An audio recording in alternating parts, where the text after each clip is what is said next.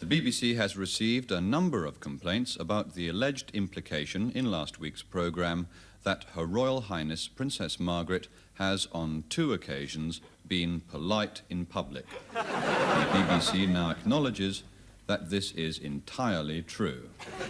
And now this week's edition of Open Door, presented by the Flat Earth Society.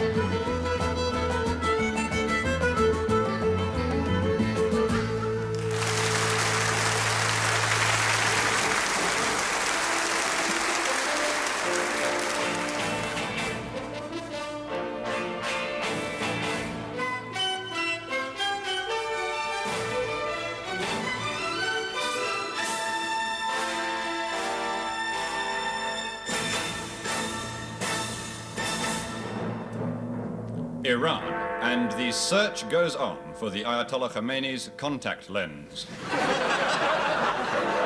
South Africa, further relaxation of apartheid. Mr. Botha introduces the first racially mixed swimming pool.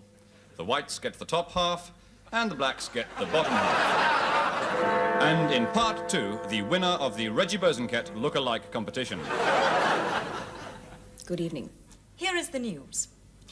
It was revealed today that Britain is the poorest country in the EEC, but still has the nicest flag. Denying this statement, Mrs. Thatcher said that she's delighted with the latest inflation figures of 16.5%, as it's 10% less than at the same time next year. Speculation is now growing of the existence of a 4th Kennedy brother who's been going around bumping off the others so that he can have a go. And finally, and this is an interesting one, a 98-year-old Upminster physicist today claimed that the world's supply of gravity is rapidly diminishing. A government spokesman said there was no cause for alarm, but the professor replied that anyone who believes what goes up must come down hasn't had a national health enema. And now, parachuting.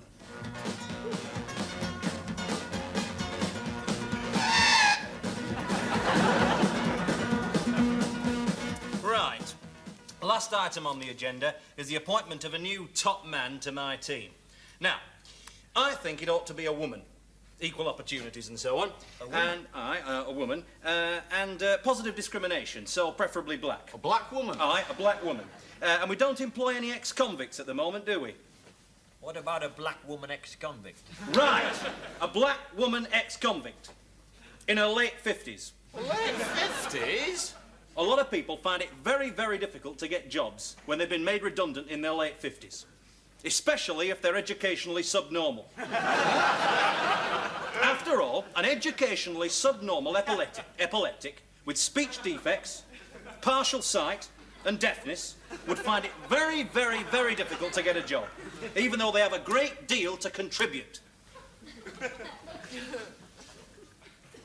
Right, well, so we're looking for a woman. Make that a pregnant woman. A pregnant woman. Right.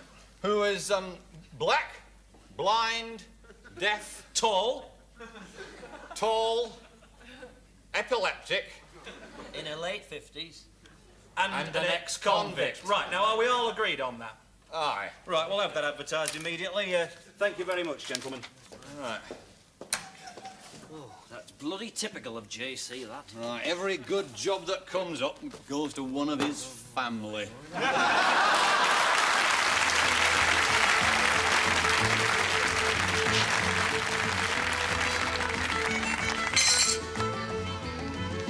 Help yourself.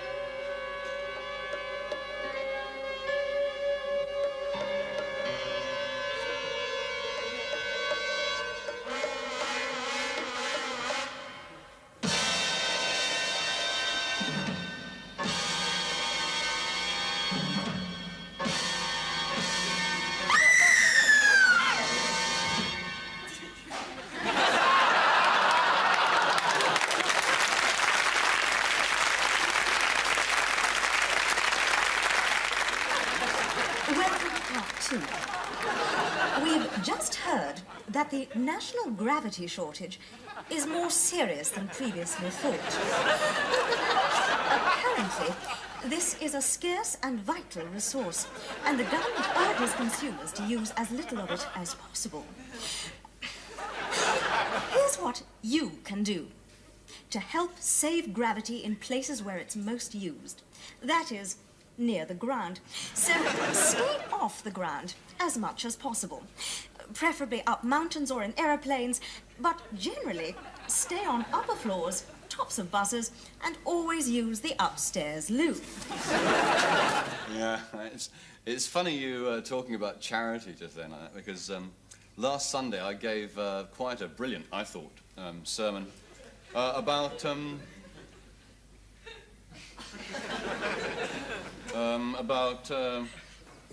you know.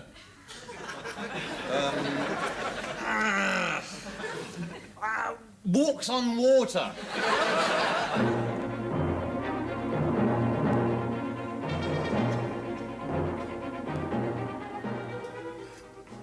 Good evening.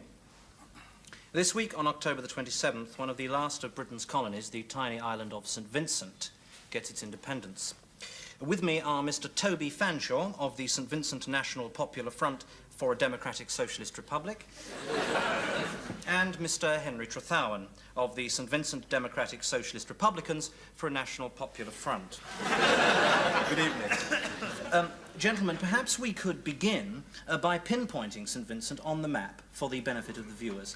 Mr. Fanshawe? It's there, Where exactly? in the Caribbean.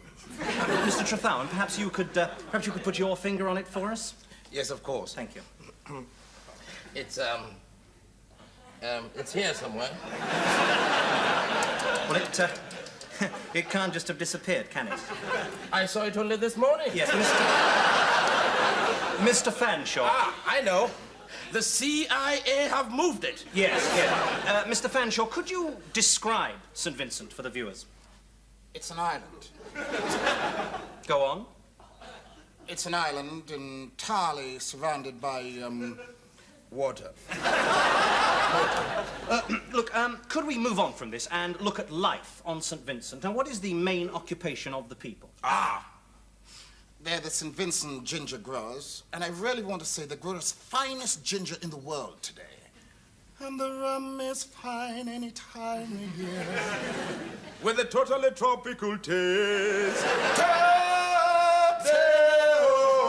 De la Comando. Nuts, oh, hazelnuts. Gentlemen! Gentlemen, please.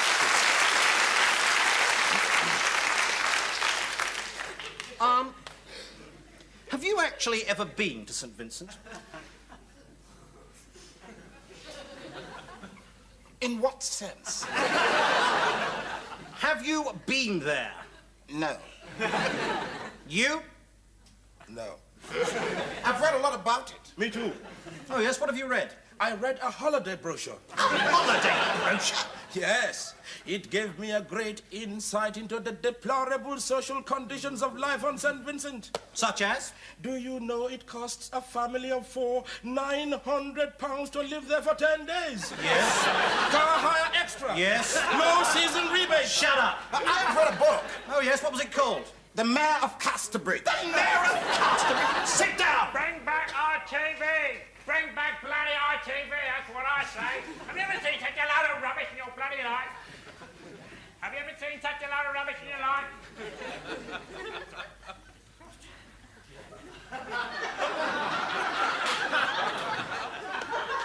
Right, now we got rid of it.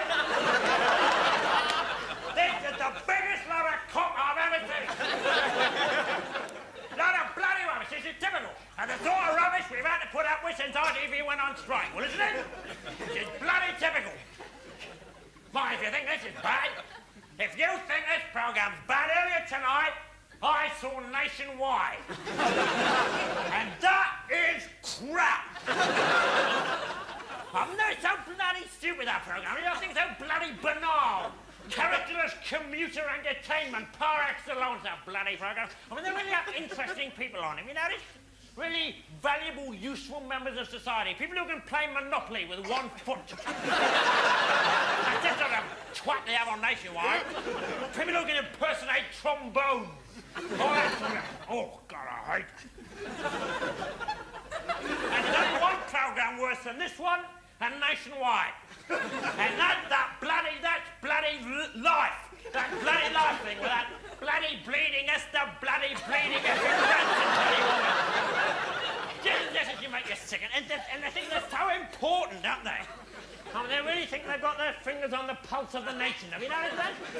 There's her swanning around in the foreground like an overgrown walking denture commercial. Shut up!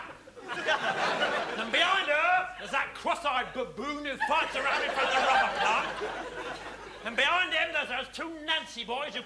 I mean, these people are famous, for Christ's sake. What's the company coming to, eh? Right, I've had my say and carry on.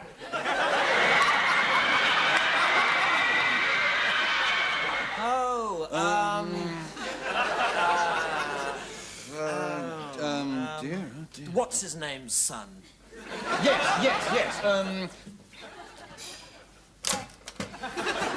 Sorry, I thought I heard the phone go.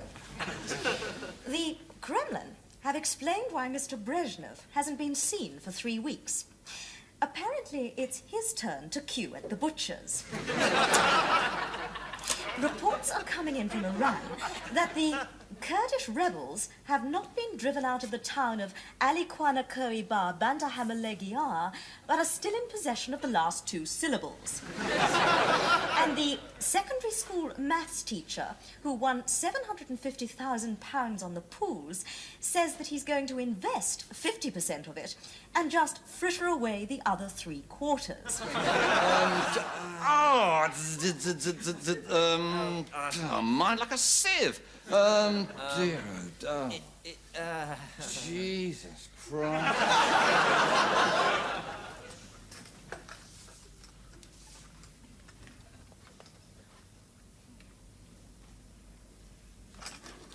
Home, darling.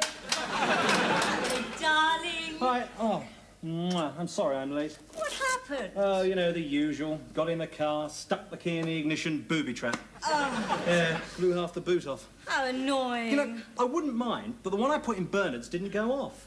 Huffy went, grinning all over his stupid face. Couldn't you take a shot at him? Well, I didn't like to, really. He had the firm's bazooka with him. Do they know he takes it home? Oh, yeah, they let him. Well, he has to drive through St. John's Wood, you know. You have to drive through Hampstead. Actually, they wanted me to take the troop carrier again, but all that backseat driving. When are Mary and Chris coming? Oh, they can't make it. What? Oh, well, Chris is being held hostage somewhere. Oh, bloody hell. Listen, we go to all the trouble of stealing extra rations and then they cry off. Doesn't matter, darling. Well, you had to shoot a Sainsbury's cashier to get all that stuff. Now, don't exaggerate. I shot her because I don't think you should have to pay for the carrier bags. Well, we went to them when I had plutonium poisoning. Look, if it upsets you, write them a letter bomb. Do you know how much it cost in stamps to send one of those things? What's this, Tommy? Oh, it's from the council. They're building a new rocket silo on the land at the back of the house. What? But they can't do that. It's part of the Heath. Well, apparently Camden's got fewer missile sites than any other London borough. I mean, what the hell are they playing at? And what's happened to the disarmament talks with Hackney and Westminster? They broke down. Typical. Absolutely bloody typical. Darling. Guess what Sebastian did after school today? What? Mugged his first OAP. It's about bloody time, too. We shouldn't force him, you know. Force him? Force him? He's 11 and he can't even strip a Schmeiser automatic. It's that school.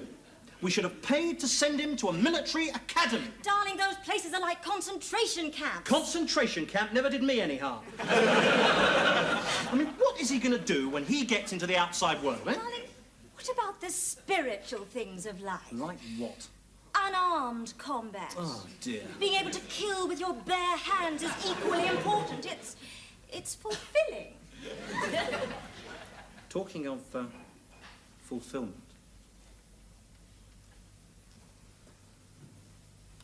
Come upstairs to the rifle range. John, not now. Why not? Darling, I'm in the middle of making detonators. So far. Listen, I want to fire a gun with you. You're a very attractive woman. You fired off 500 rounds last night. So what? Honestly, that milkman gets here so damn late. Oh, no! What has it done? It's your parents. Oh, no! Just in time for tea, as ever. And the silly idiots have got themselves pinned down by the Robinsons again. Yeah, but it's my bit of unarmed combat.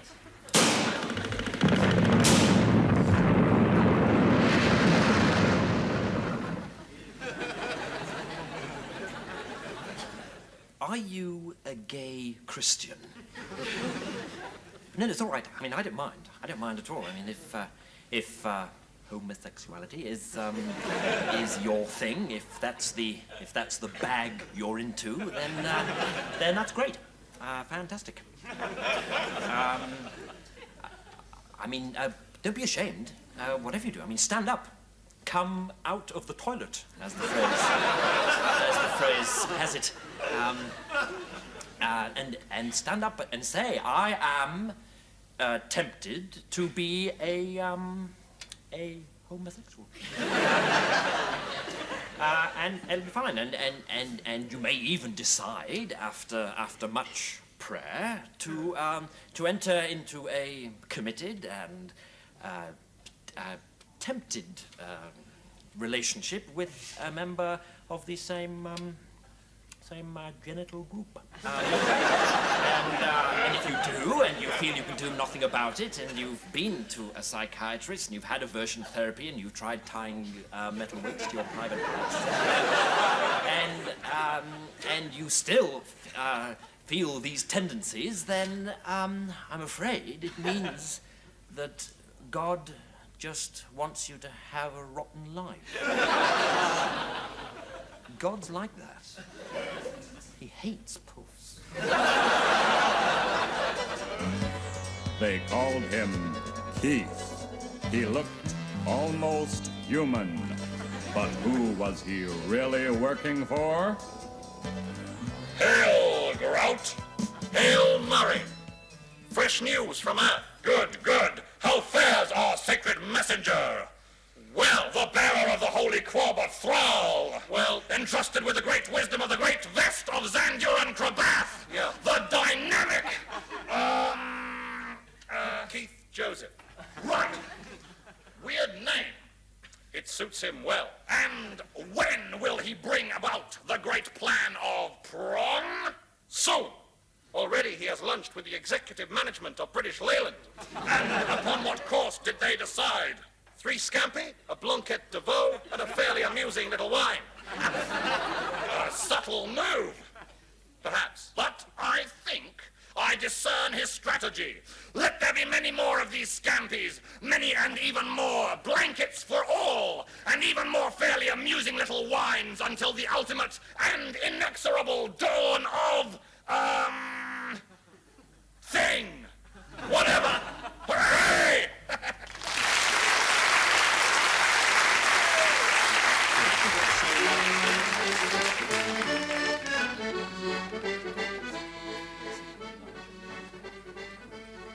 Hello, I'm Mel. I'm Chris. Inviting you to join us in a completely new approach to TV Keep Fit programs. Right. Instead of the usual professional athletes, Mel... Hello. And I are actually not even particularly fit. Yes. And we're going to work through this course at our own pace, and at a pace which we hope you will find both realistic and manageable. Right. So how do we begin, Mel? Yes. Well, to begin with, we need to make a space about 10 foot by 10, and absolutely any room in the house will do. Having cleared yourself a space, you get your partner to stand with his feet planted firmly about 18 inches apart on the ground, and distribute the weight evenly. Now, Get your flatmate to lie with his back on the floor. Oh, good. What? Right. Now, grasp each other's opposite wrists. Oh. And, bending at the knees to avoid a hernia, you can exercise both your thigh and your calf muscles by levering your buddy to his feet. 1, 2, 3.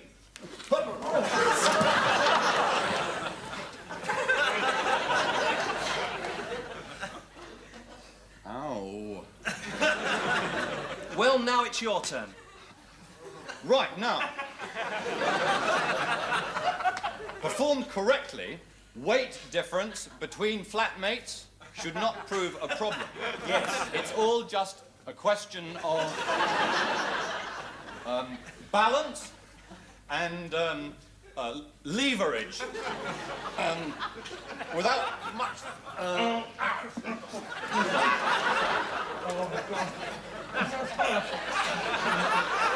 What the bloody hell's going on here? Oh, no. Right. No, Pam, look, Chris. Oh, sorry. Look. Yes. Look, until the same time next week, this is Mel and Chris. And Mel. And Mel saying... Pam. And Pam are saying, get fit together. Yeah, get it together. Bye. Don't worry, I'm leaving.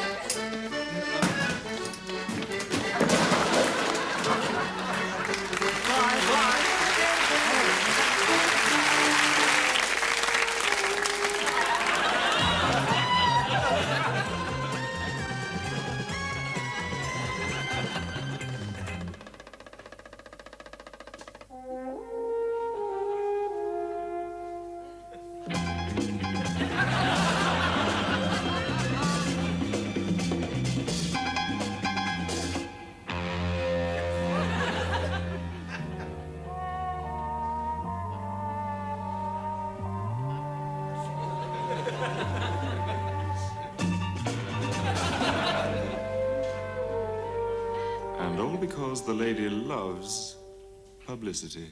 That's no lady, that's my wife.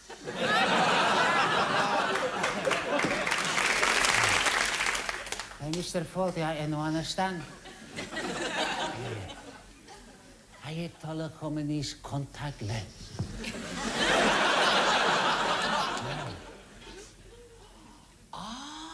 Comprendo. Is het genoeg?